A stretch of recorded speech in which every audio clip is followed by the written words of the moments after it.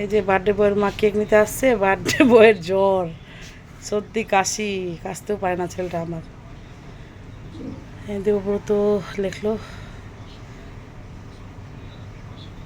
ওরা সবাই রেডি হচ্ছে, আসতেছে। আবার ফোন করলাম আমি যে আমার খাওয়াগুলো নষ্ট হবে না তো? বলছে না না না না, আমরা ড্রেস লাগাচ্ছি।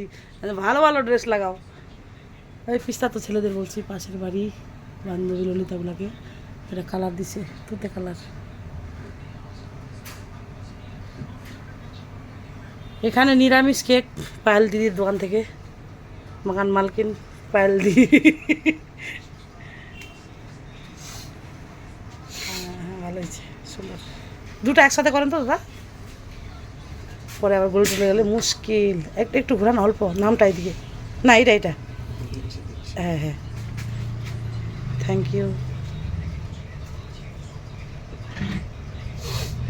একদম দৌড় দিয়ে চলে আসছি, তখন দৌড়ে দুধ নিয়ে গেলাম, কেউ নাই বাড়িতে, ছেলে স্কুলে গেছিলো, আসলো, বেস্ট ফ্রেন্ড খেয়ে গেলো, ভাইয়ের বউ খেয়ে গেলো।